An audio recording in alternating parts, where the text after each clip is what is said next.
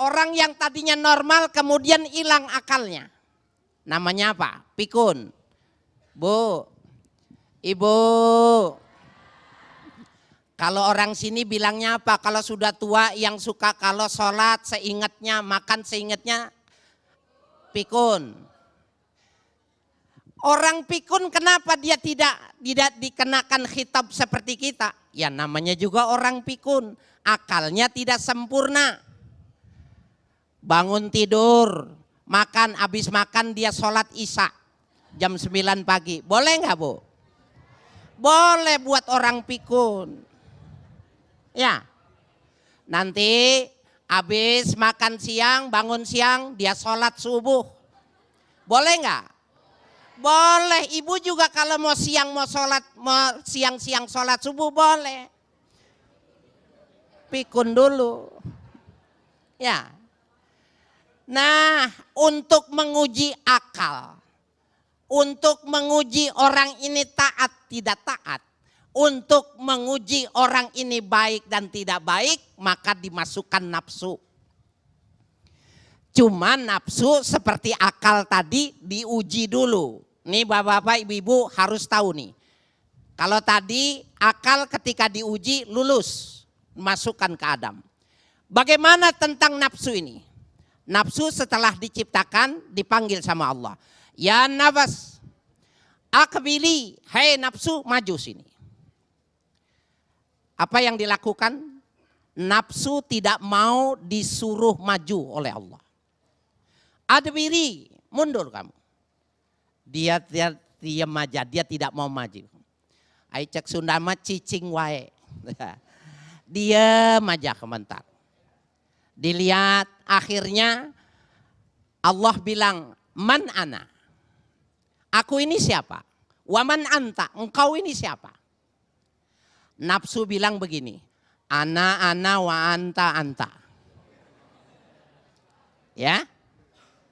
Nafsu kita itu Pak, ngomongnya waktu ditanya sama Allah bilang itu, ana wa anta. Ya. Kalau bahasa Jakartanya gua, lu. Ibu mesti tahu, bapak mesti tahu, para pemirsa harus mengerti ini. Kenapa? Nafsu begitu sangat labil. Nafsu itu pembangkang. Maka pada keadaan yang semacam itu bagaimana nih supaya nafsu bisa dikuasai? Sebab kalau langsung dimasukkan ke Nabi Adam, pasti Nabi Adam tidak jadi orang yang taat. Maka caranya Allah siksa dulu nafsu ini di neraka jahanam 100 tahun lamanya. Berapa lama Bu? 100 tahun lamanya. Udah 100 tahun disiksa, dites lagi. Ya nafas, man ana wa man anta. Udah 100 tahun nih disiksa. Hei nafsu, si aku ini siapa dan engkau siapa? Nafsu itu jawab anta wa ana. Kebangetan ya? Kebangetan gak Pak? Bu, ibu, kebangetan gak? Kebangetan nafsu itu. Padahal ada di tempat ibu. Ya, kebangetan ya Bu ya? Ibu berarti kebangetan. Ya. Sama semuanya, yang laki juga termasuk saya, kebangetan juga. Ya Bu ya, Bapak.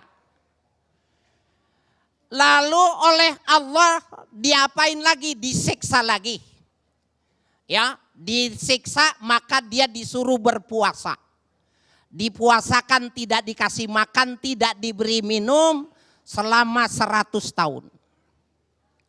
100 tahun berarti sudah 200 tahun disiksa, ditanya lagi sama Allah. Aku ini siapa dan engkau siapa? Man ana wa man anta. Maka si nafsu sambil lemas, badannya lemas, sambil nuduk, dia bilang, anta wa ana.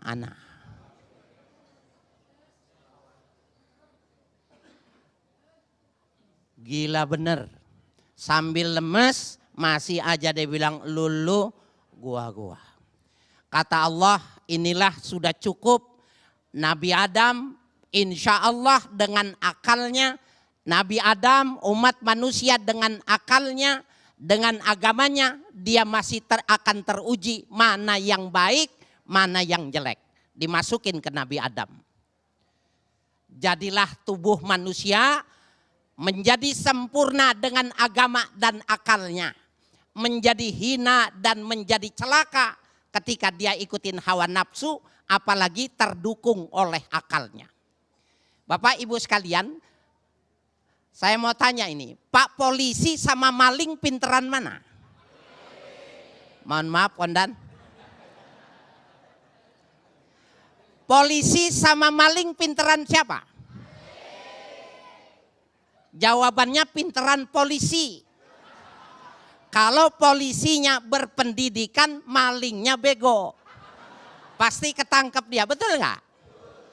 Kenapa itu maling-maling nggak ketangkep? Udah jelas-jelas salah kok nggak bisa ketangkep. Kenapa Pak?